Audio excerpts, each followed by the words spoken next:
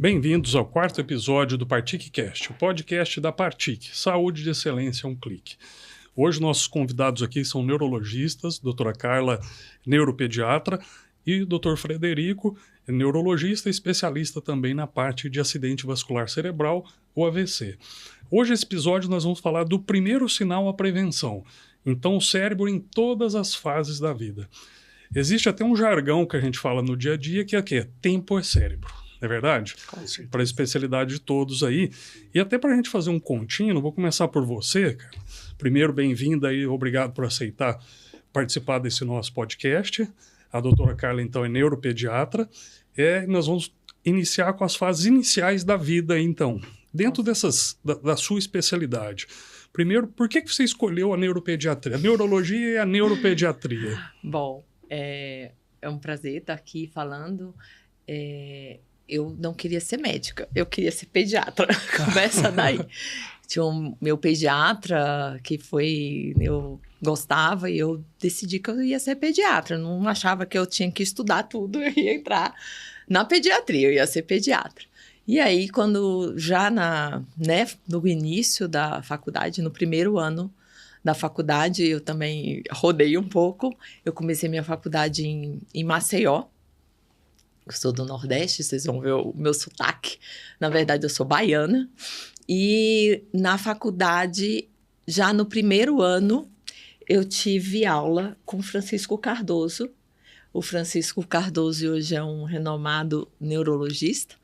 E o Francisco Cardoso é alagoano e ele ia dar aula, ele já morava em Belo Horizonte, mas ele ia dar aula de neuroanatomia. E quando eu vi a neuroanatomia, eu falei, uau, neuroanatomia, né? Amei. E eu morava numa república e tinha uma fono lá e ela falou assim, por que você não faz neuropediatria? Eu falei, nossa, nem sabia que existia neuropediatria, né?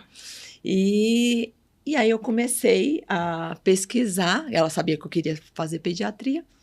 Imagina isso, se hoje ainda é difícil, né, ter neuropediatras, imagina isso há 30 e... quase 40 anos, né, atrás. E eu, no primeiro ano, então, eu casei com a neuropediatria no primeiro ano da faculdade. Eu já participava, eu já acompanhava.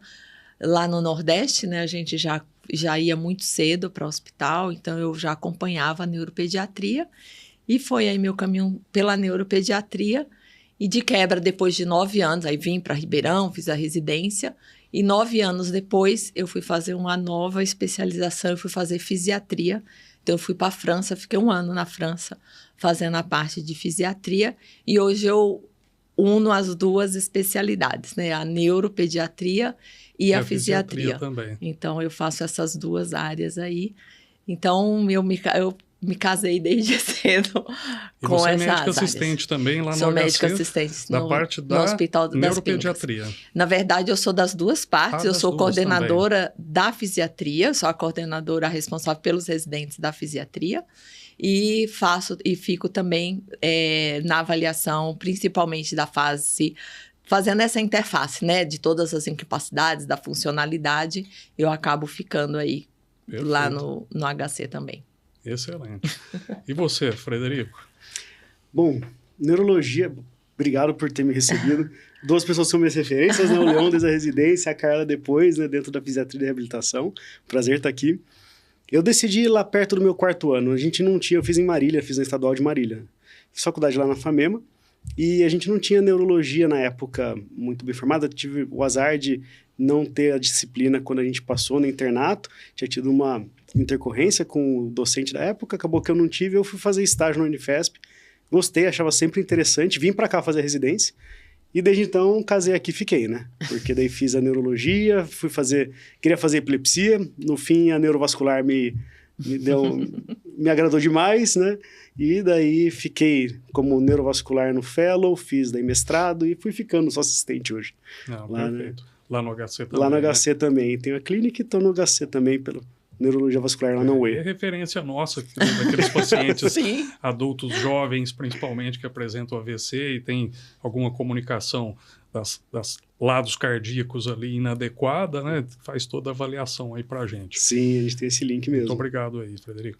Em relação ao que eu tinha falado para vocês, em relação ao tempo é cérebro, em relação à sua especialidade, quais são os sinais que tem que estar atento, às vezes, porque vai ser principalmente a parte da família ali, em que momento e quais sinais que eles precisam estar atentos e tempo para agir em relação a isso? A gente sabe, né, que o cérebro, ele tem essa capacidade, né, a plasticidade aí cerebral, na infância é extremamente importante, né? Principalmente os 2 primeiros anos, né? São aí o tempo, vamos falar assim, o tempo ouro de neurodesenvolvimento. Então, o que a gente precisa? A gente precisa estar atento dentro dos marcos do desenvolvimento. Então, a questão do sustentar o pescoço, sentar, andar. E o importante também é a questão da interação, né? A gente consegue já ver no bebê, às vezes, alterações do neurodesenvolvimento apenas com a interação, né? Então, é extremamente importante, né? A criança, ela, nos primeiros meses, praticamente, né? Os movimentos são movimentos involuntários. Então, não tem aquela intenção. Então, nessa fase, a gente já consegue detectar só observando a movimentação do bebê. E, posteriormente, né, a partir do que o cérebro vai se desenvolvendo, depois do 4º, 5º, 6º mês, às vezes já vai ficando evidente alterações mais que a mãe vê, a família vê, a avó vê, né? Então, é extremamente importante ter esse olhar, né? E dentro da infância, da criança, o importante é sempre a gente está centrado na família, né? Eu costumo fazer as discussões lá dentro do hospital, orientando para os residentes, né? A criança, ela está dentro de um ambiente da família, então a gente tem que estar atento àquela família, o que aquela família está trazendo para a gente e não questionar no sentido de se a mãe percebeu, vai atrás, busca, tentando encontrar ali, às vezes é só um ajuste dentro daquele neurodesenvolvimento, né? Mas é importante a gente ter aquele olhar e tempo é cérebro. Quanto mais precoce a gente detectar isso, melhor, né? E respeitando então, a importância mesmo da puericultura ali depois. Sem dúvida. Né, deles passarem, a respeito de cada fase mesmo do desenvolvimento ali, né? Sem dúvida, Leon. E outra coisa importante, né? Infelizmente, hoje a gente ainda tem a questão da falta de informação mesmo. Hoje a gente sabe, então, prematuridade. Prematuridade é grupo de risco para neurodesenvolvimento. Então, se eu tenho uma criança prematura, eu preciso encaminhar essa criança para uma avaliação neurológica, para uma avaliação de um profissional que esteja capacitado, né?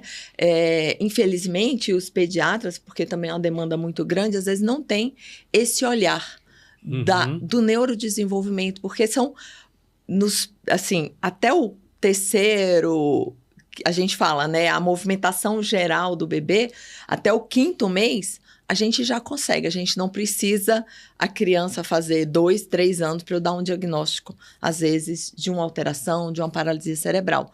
Então, se eu consigo hoje, com a avaliação, que a gente fala, da movimentação global do bebê, que é o GMA, como é conhecido, olhar a criança. Lógico, tem que ter uma formação, tem que ter um gestalt da movimentação, mas eu consigo, olhando aquela movimentação, ter segurança, né? Alinhado a fisioterapia, a ressonância, exame de imagem e a um exame neurológico específico, detalhado, padronizado, eu consigo ali, em 6, 9 meses, dar um diagnóstico de uma paralisia cerebral, de uma incapacidade motora que é extremamente frequente na infância, e o tratamento, né, a abordagem precoce vai fazer toda a diferença ao longo da vida daquela criança. E além da prematuridade, você pensar quais mais fatores de risco? Porque às vezes grande parte desses eles não vão tem mais dificuldade até de acesso ao neuropediatra realmente, né? Mas tem alguns grupos que, esse aí tem Então, que ter assim, atenção redobrada. A gente tem que ter atenção nos prematuros, né? É extremamente importante. As alterações, né, maternas, então, hipertensão, quando a mãe, né, a gestante apresenta pressão alta, que a gente chama de eclâmpsia, essas alterações que podem trazer transtorno para a criança.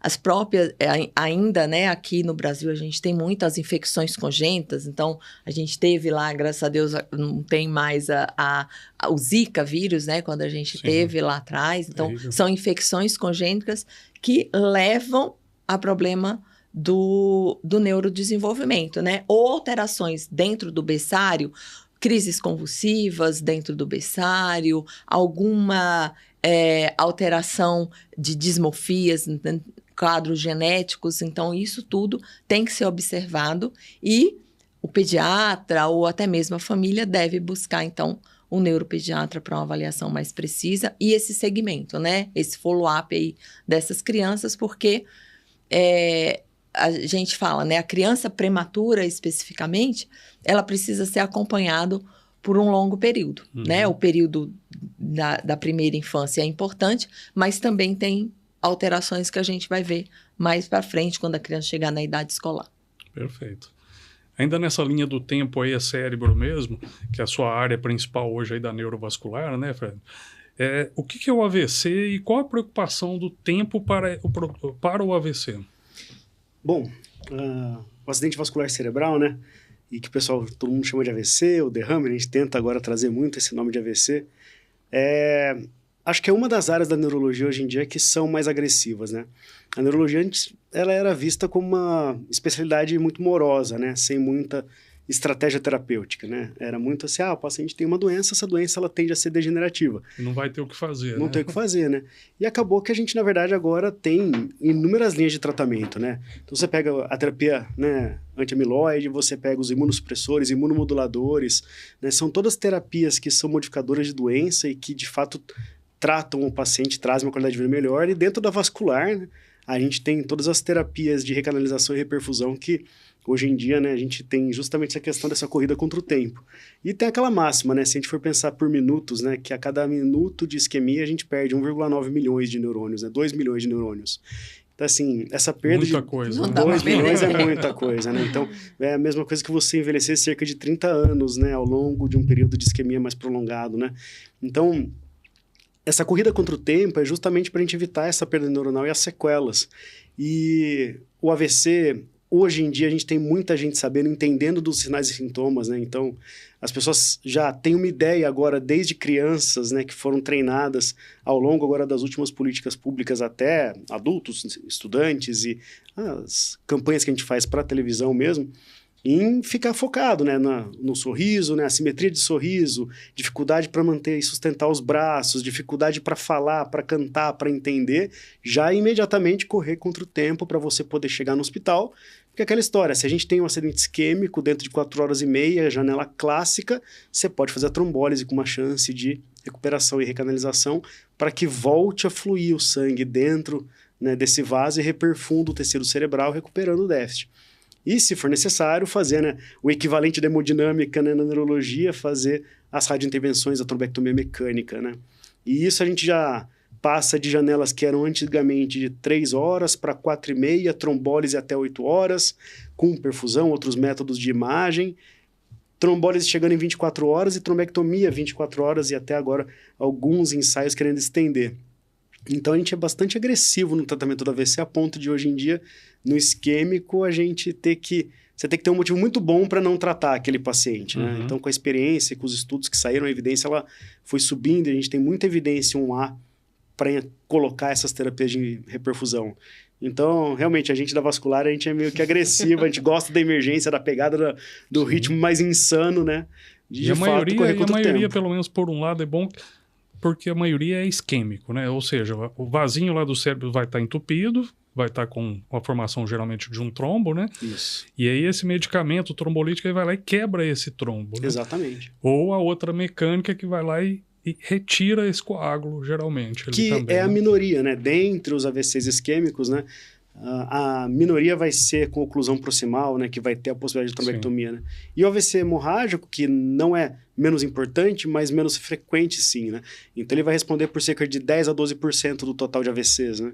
Então, realmente, a gente fala muito do isquêmico pelas terapias disponíveis, mas não que o hemorrágico a gente não tenha também, hoje em dia, a hora de ouro para agir, né? A gente sabe que a gente tem que controlar a pressão, coagulopatias, hipertermia, desglicemias naquela primeira hora para poder ter sucesso. Ali, né? Então, isso já é provado também que a velocidade do tratamento no hemorrágico, ela tem uma equivalência, né, na recuperação funcional e na chance de menor expansão incomparável à trombólise dentro de 1 hora para o isquêmico, né? Uhum. E grupos de risco, principalmente esses isquêmicos ou até mesmo os hemorrágicos ali, quem que é aquele grupo de risco? Porque nós estamos falando de tratamento, mas partindo até um pouquinho, porque a população precisa reconhecer os sintomas e correr, né, por essa questão que já foi bem falada da perda de neurônios que vai tendo a cada minuto ali. Mas e como que eu vou prevenir isso aí? Quem que é o grupo de risco que tem que estar mais atento? Bom, acho que não tem a dúvida que as doenças cardiovasculares, elas, infelizmente, elas entram, né, nas duas principais causas de morte no mundo, né? Então, a hipertensão, a insuficiência cardíaca, a dislipidemia, o tabagismo, né, eles são as arritmias cardíacas, mas que daí é um outro grupo específico, né? Mas eu acho que se a gente fosse pensar, a hipertensão, o tabagismo, eles entram como grandes causas e causas tratáveis, né, evitáveis talvez, para o acidente isquêmico e para o hemorrágico, né? A hipertensão, ela vem, mesmo se a gente for ver os guidelines desse ano, né, a dislipidemia, né, com terapias muito mais agressivas, né, evitando que a gente tenha qualquer tipo de complicação, mas vendo que o alvo, ele está cada vez mais baixo, né? Dislipidemia recentemente, agora a gente tem que baixar todo mundo quase para 50 LDL, né? E eu acho que isso é um fator de risco gigante, a gente precisa pensar, e a gente sabia pouco sobre prevenção, né? Assim, pensar em prevenção primária ou mesmo secundária a longo prazo. E foi interessante até comentar que no Congresso Mundial de AVC, que teve agora em Barcelona, a gente estava lá, e a gente fez parte de um estudo que chamou Trident, que ele pegou AVCs hemorrágicos. E pegou os AVCs hemorrágicos e fez o quê? Uma terapia com uma pílula, que era uma polipílula, com 3 medicações. Então era telmisartana, idapamida e amlodipino. Juntou essas 3 medicações e só fez isso, ou controle pressórico adequado em um grupo, ou com essa polipílula em outro. Era a única diferença. O restante continuava para os 2 grupos que tiveram uma AVC hemorrágica. A ideia era, vamos ver, né, os desfechos cardiovasculares, AVC isquêmico e hemorrágico. E foi impressionante, porque ao longo do tempo, só o fato de você usar uma polipílula de antihipertensivo, por isso que eu bato na tecla da hipertensão, reduziu em 40% o risco de recorrência de qualquer AVC e 60% o risco de recorrência de AVCH. Então, assim, poucas as terapias conhecidas vão fazer um impacto que tem esse impacto. Ninguém esperava esse impacto. Então todo mundo aplaudiu, né? A gente fez parte, mas a gente não sabia, né? A gente não era do steering committee, algumas pessoas sabiam, mas a hora que apresentou foi impressionante, porque a gente vê o quanto que controlar fator de risco cardiovascular impacta em qualquer uma das doenças. E eu acho que é o grande foco do AVC. Porque quem tem arritmia, vamos pensar, né? Essa pessoa, ela sabe que ela, por exemplo, tem o uso do seu controlador de frequência ou anticoagulante, ela já tem alguma noção de que o risco dela é um pouco aumentado para AVC, né? Mas hipertensão é um bando de gente que tem e mal sabe desse dado, né? Então, se eu fosse bater na tecla da grande preocupação e que passa negligenciada, é isso, né? Apneia do sono, controle aí realmente, mas não controle desses fatores de risco de hipertensão, dislipidemia, diabetes, acho que são os vilões a longo prazo. Não, perfeito, excelente. E até desse que você falou, teve impacto também no ponto de vista agudo ou não? Ou em recorrência, principalmente? Foi na recorrência, porque esse estudo especificamente, ele foi um estudo ambulatorial. Então, ele triou pacientes na fase aguda, tinha saído do hospital. Mas ele saiu do hospital. Então, a ideia era ver como que era a repercussão nesse cenário.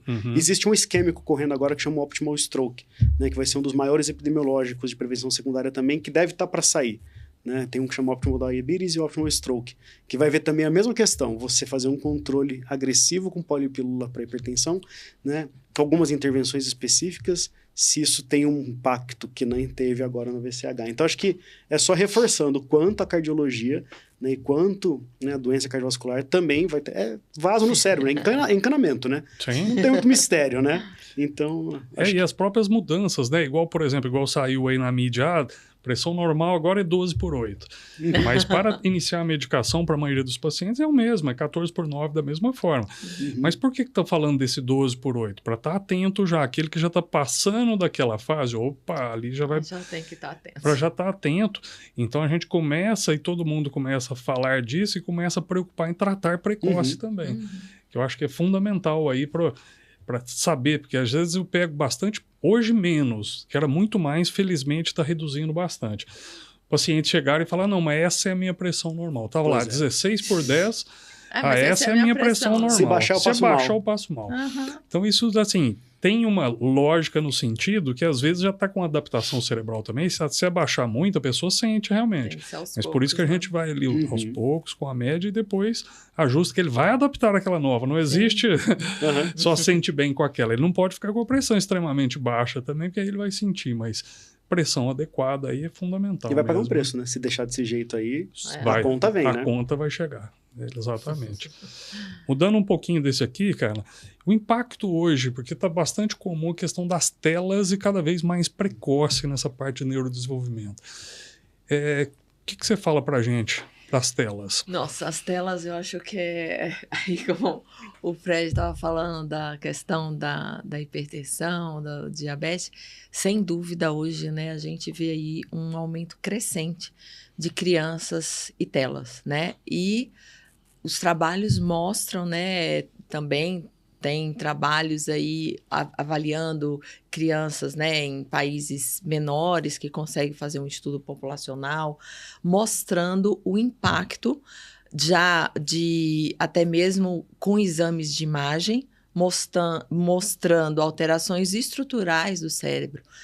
A gente sabe, né, o cérebro, ele, quando a gente nasce, não está completamente formado. Existe toda uma mielinização, toda uma necessidade aí de conexões. E essas conexões são feitas ao longo da infância, principalmente até os 7 anos, né? Os 2 anos é o maior, mas essa mielinização ainda acontece. E o que a gente sabe? As telas impedem de fazer essas conexões. Ou seja, se eu tenho um cérebro que eu espero fazer milhões de conexões, né? Milhares, milhões de conexões ao longo dessa infância, se eu não faço isso, a mesma coisa, né? O preço vai chegar, né? E aí a gente já tem trabalhos mostrando, né? Avaliando aí adultos, né? Nessa fase aí, né? Que já está entrando aí na fase adulto jovem, com alterações cognitivas. E, principalmente, a gente vê que as telas têm toda uma questão que não é só, às vezes a gente pensa assim, é só a questão cognitiva. Não, a gente já sabe, tem alteração ocular, então a gente vê mais problemas oculares hoje nas crianças. Bastante também, né? Obesidade, depressão, ansiedade, tudo decorrente do uso das telas. E eu posso falar, né, trabalho dentro do Hospital das Clínicas, trabalho na clínica privada, não tem nível socioeconômico, é dos mais carentes aos mais... os que têm melhores condições, todos. Infelizmente, você chega... Bebês. Eu pego bebês, né? Eu faço ambulatório de follow-up lá no HC, 2, 3 meses, e eu sempre pergunto, e aí, como que é? Exposição às telas? Então, 1 hora...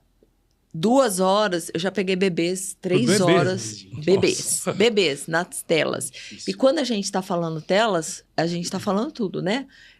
Celular, televisão, computador.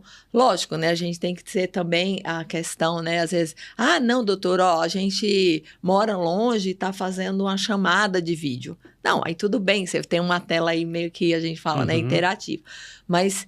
o que a gente vê são famílias, né? Acho que todo mundo aqui já viu. Sim. Você vai num restaurante, num local, você vê lá, entrega lá para internet ali a criança, né? Você vê todo mundo no celular. Então, outro detalhe importante, né?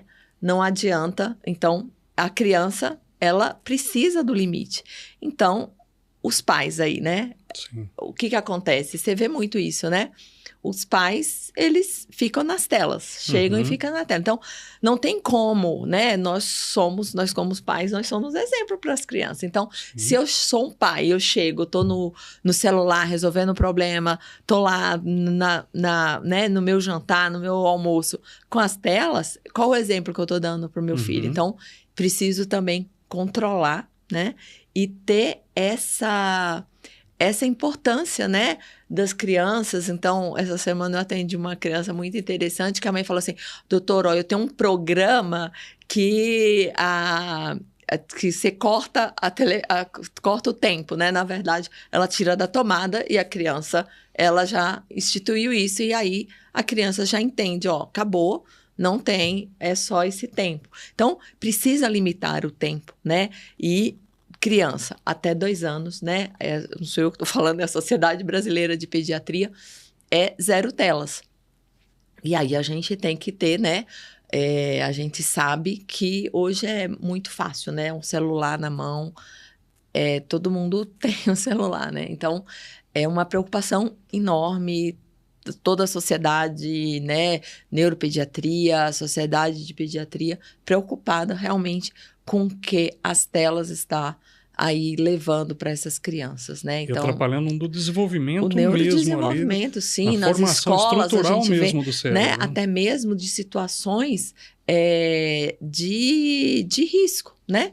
Porque, infelizmente, hoje, você com o celular na mão, uma criança com o celular na mão, ela tem uma arma ali dentro, né? A gente não tem ideia. Tem acesso a gente não tem ideia do que uma criança pode fazer, né? Eu já tive mães com problemas de cartão de crédito, porque a criança comprou com o celular, né? Vai lá, pega o cartão, eles são muito espertos. E aí... Então, assim, os problemas são múltiplos. Não é só do neurodesenvolvimento, então a gente já tem, né, a parte ocular, a parte cognitiva, a parte de psiquiátrica, né? Cada vez mais saúde mental. Então, assim, e a gente, lógico, a criança é importante, mas o que a família está fazendo para mudar isso, né? De estar sendo exemplo para essas crianças, né?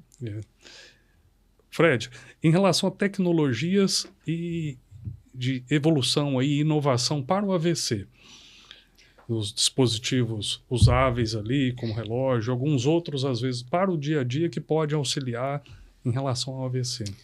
Bom, acho que todas as áreas agora estão sendo invadidas pelos wearables. Primeiro né? nós estamos falando a parte ruim da tecnologia. Exatamente. E agora em que ajuda? Sempre tem os dois Ver lados, o que tem né? de bom para pegar disso tudo, né? Sempre tem os dois lados. Mas eu acho que tem muita coisa boa, né? Eu acho que tanto do ponto de vista que o paciente ele pode se beneficiar, quanto que a gente se beneficia da tecnologia, né? Então, pensando no paciente, né, a gente consegue, né, os dispositivos que detectam arritmias, né? Acho que essa parte para a gente é fantástica, porque os embólicos são grande parte, né, dos AVCs, e dentre esses, os cardioembólicos, a gente ainda está naquele limbo que a gente detectou a fibrilação atrial, ok, tá ótimo, né? E aqueles lá que são os atriopatas, que você não sabe o que fazer. Então, acho que a gente já tem aí pelo menos uns 7 relógios que já são definidos, que eles já comprovadamente conseguem detectar, né? Para você não ter que colocar, às vezes, um looper, né? Instalar um looper por algum tempo. Né? Por mais que agora tenha alguns que são muito mais simples, né? Deixar por meses. Eu acho que nessa linha é muito bom, né? De tecnologias assistidas, se for pensar para idoso, com relação a detector de queda, né? São situações que você tem já aplicativos que eles têm pela desaceleração, né? Eles notificam a queda, e isso é uma parte muito boa, né? Para os cuidadores. Com relação à reabilitação, né? Essa parte a Carla vai saber falar muito melhor, mas tem muita tecnologia útil, né? Então, acho que quando você fala da gamificação das terapias de reabilitação, isso traz um ganho para o paciente muito bom, né? Então, seja na parte infantil ou adulta, você utilizar essas tecnologias para empolgar o paciente, engajar ele mais, inclusive alguns aplicativos que eles competem uns com os outros para pontos, né? E estimulam. Então, acho que esse é o lado bom, né? Claro que devido às proporções, mas acho que o grande ponto é que essas tecnologias, elas não são para prender a atenção com o foco numa tela que troca, né? De imagem objetivo, né? o tempo todo. Ela tem, né, uma interação que não é para necessariamente viciar, né? Uhum. Então, acho que esse lado é muito bom dos pacientes que eles podem utilizar. Até mesmo os dispositivos para auxiliar na deambulação, né? Que paciente que seja tetraparético, né? Sim. Que ele consegue ter uma sustentabilidade de tronco melhor, ajudar na marcha, né? Ele conseguir segurar, né? Aguentar peso, andar, subir escada.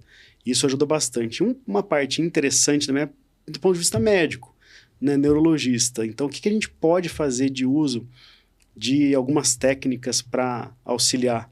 E acho que da parte diagnóstica isso é fantástico, né? Então, a gente tem técnicas de inteligência artificial, alguns aplicativos que vieram, né?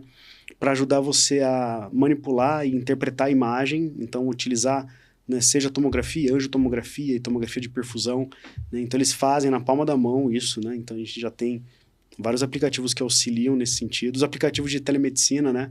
Uhum. Então, a telemedicina em AVC, ela veio para revolucionar, porque não é todo lugar que você tem um neurologista, primeiro, Sim. de plantão, e nem todo lugar é um especialista em AVC. Uhum. Então, se eu pegar um emergencista, hoje em dia, a gente tem vários projetos que a gente se envolve já para dar esse tipo de assistência à distância, né? A gente chega em lugares que nunca chegaria ao tratamento para AVC.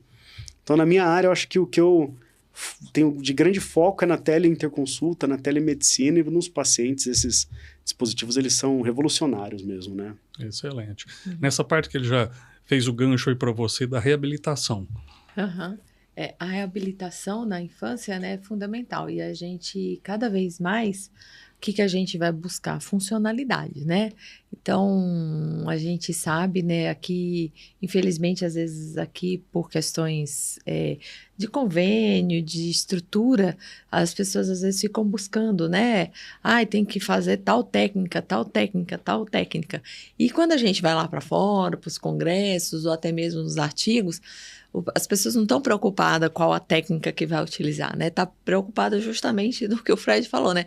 Qual a funcionalidade que eu vou ter, né? Uhum. Como que eu vou atingir aquela meta, como que eu vou fazer com que a criança consiga dar alguns passos a mais, de que forma que eu vou fazer isso, né? Uhum. Então, assim, hoje cada vez mais a gente busca, né, novamente, o tratamento centrado na família, né? Não é o meu objetivo, não é o que eu quero, ou o que o físio, o que o TO, fono, o psicólogo quer, mas o que a família quer, né? A criança vai estar naquela estrutura, ela não vai poder ficar dentro de um centro de reabilitação para sempre, né? A gente precisa ter um começo, meio e fim. E hoje, cada vez mais. E uma forma que nós estamos, assim, lutando e brigando bastante nisso são os esportes, né? Então, hoje tem aí o aumento das Paralimpíadas, né? O Brasil se mostrando aí, né? Com grandes... Bem posicionado. Bem né? posicionado. Então, o que a gente tem buscado é justamente isso, né? Colocar aquela criança, né? Porque, às vezes, a incapacidade não deve ser um limitante, né? Às vezes ali é uma oportunidade. Então, a gente tem casos dentro lá do hospital, a gente tem uma parceria muito, muito boa com o pessoal do Paradesporto aqui em Ribeirão, né? Tem crescido muito, principalmente nas crianças. Então, eu tenho pacientes meus que já foram, que nunca imaginaram ver a neve e foram competir lá, né? Legal. Condições muito...